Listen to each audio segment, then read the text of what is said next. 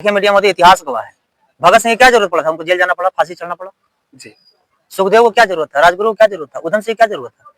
तो क्रांतिकारी को इतिहास गवाह है। अंग्रेज सरकार और भाजपा की सरकार में कोई फर्क नहीं है। अंग्रेज के भी कोई लड़की खातिर, कोई प्यार मोहब्बत में, तो गोल्डन दास भी मरेगा, ये मौत नहीं मरेगा। गोल्डन दास बाबा साहब का एक लेख था कि 100 दिन बकरी की जिंदगी जीने से अच्छा एक दिन शेर की जिंदगी जियो। जब जरूरत पड़ेगा हम बड़े भाई चंद्रशेखर और बहन जी तीनों बैठकर हम लोग बात कर लेंगे। इस पर सवाल और टीपा और टिप्पणी मत कीजिए। अब आपसे पूछेंगे कि आपका दाया हाथ खराब है कि बायां हाथ। दिलाने का संगठन तो 20 लाख है जी। तो सवाल सिर्फ गोल्डन दास सिंह क्यों आप कर रहे हैं। और से आगे कीजिए, आरएसएस से पूछिए कि जब भाजपा सत्ता में फिर उसको संगठन की क्या जरूरत है। अच्छा सर, बाबा साहब जब लड़ रहे थे उसमें 50 होगा, बाबा साहब आए थे तो अकेले लड़ रहे थे। उधम सिंह जब गोली मारने गए थे इंग्लैंड पार्लियामेंट में घुस के, तो वहाँ 500 खा गए थे, तो अकेले गए थे। तो जब बाबा साहब अकेले लड़े, उधम सिंह जाके अकेले लड़े, तो फिर हम 500 की इंतजार क्यों करें। तो क्या कार किसी का भी हो जी, सत्ता किसी का हो, ये देश जो है ये न सत्ता से चलता है और न सरकार से चलता है। ये देश सिर्फ कानून और संविधान से चलता है। और इस देश में ये देश हमारा और इस देश का संविधान हमारा और लिखने वाला बाप हमारा। मनमानी और घमंड सत्ता का या सिस्टम का नहीं चलेगा। Thank you. की राजधानी पटना में, और आपको बता दें बहुजन आर्मी के राष्ट्रीय अध्यक्ष श्री गोल्डन दास जी हमारे साथ हैं। अभी हाल ही में इनकी जेल से रिहाई हुई है। और क्या मामला था, किस लिए जेल गए थे, इनसे ही हम जानेंगे। तो सर स्वागत है हमारे चैनल। बहुत बहुत धन्यवाद साथी आपको और जितने भी व्यूअर्स फैन फॉलोवर हैं सभी को क्रांतिकारी जय। सर आखिर क्या ऐसी जरूरत पड़ी कि आपको जेल जाना पड़ा और 19 महीने तक आप जेल काट कर आए। देखिए मीडिया मोदी इतिहास गवाह है।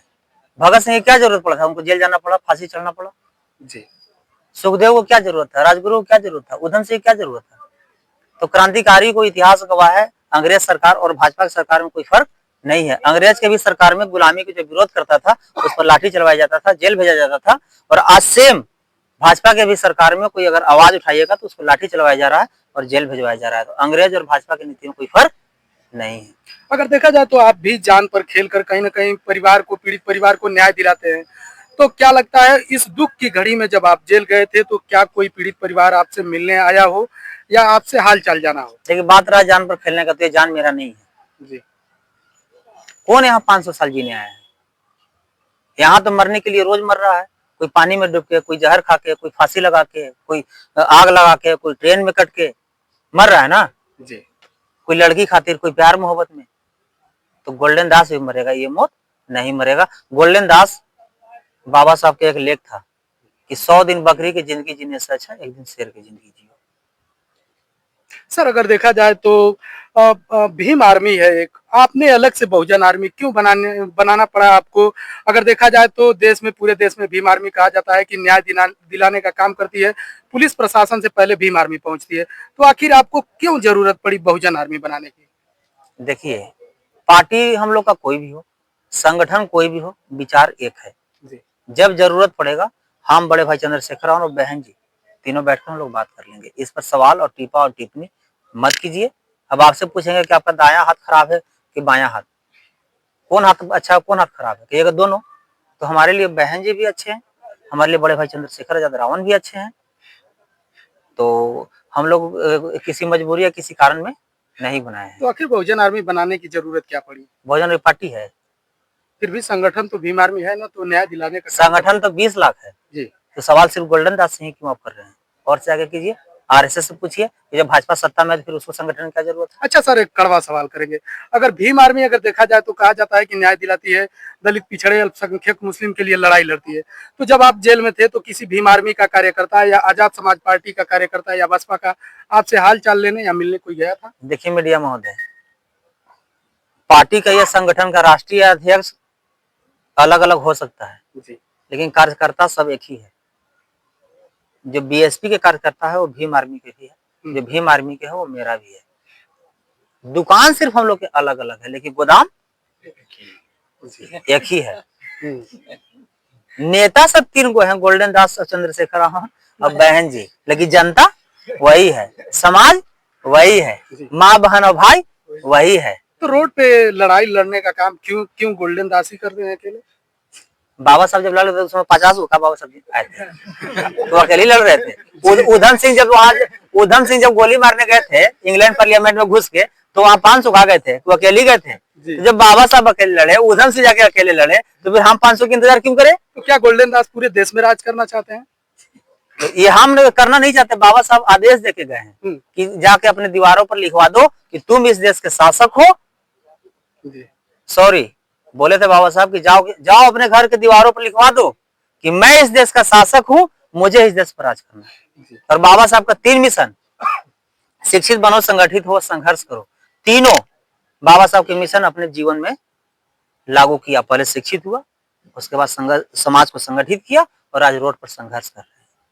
सर एक और सवाल, अगर देखा जाए तो बड़ी चलन से चल रहा है ये अब बुलडोजर वाली कार्रवाई, जो तमाम जो गुंडे माफिया उन पर चल रहा है, क्या कुछ कहिएगा इसमें? देखिए मीडिया महोदय, ये बुलडोजर कोई चला नहीं रहा, हम लोग खुद चलवा रहे हैं। इसका कारण क्या है कि हमारे समाज जो है जुड़ कम रहे हैं और टूट ज्यादा रहे हैं। इसका मुख्य कारण क्या है कि शिक्षा के अभाव है। जिस दिन हमारे घर में हर व्यक्ति, हर भाई, हर बहन, हर माँ शिक्षित हो जाएगा, बाबा साहब क्या बोले थे कि शिक्षा वह शेरनी का दूध है, जितने पिएगा वो उतने दहाड़ेगा। बाबा साहब एक बात और बोले थे कि सत्ता वह चाबी है जो हर सुख के दरवाजा खोल सकता है। तो जब तक हमारा समाज शिक्षित नहीं होगा तब तक संगठित नहीं होगा, जब तक संगठित नहीं होगा तब तक सत्ता में या सिस्टम में कोई नहीं जाएगा। तो हम चाहते हैं कि हर घर में एक व्यक्ति शिक्षित हुई है। अगर शिक्षित करने के लिए घर भी बेचना पड़े तो बेच दीजिए, लेकिन बेटा को बेरोजगार मजदूर मत बनाइए।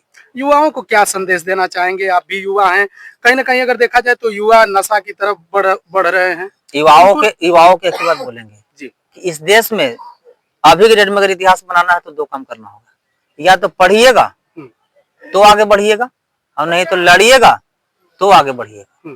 क्योंकि जिसे एपीजे अब्दुल कलाम साहब पढ़े, साइंटिस्ट बने, आज उनका इतिहास है।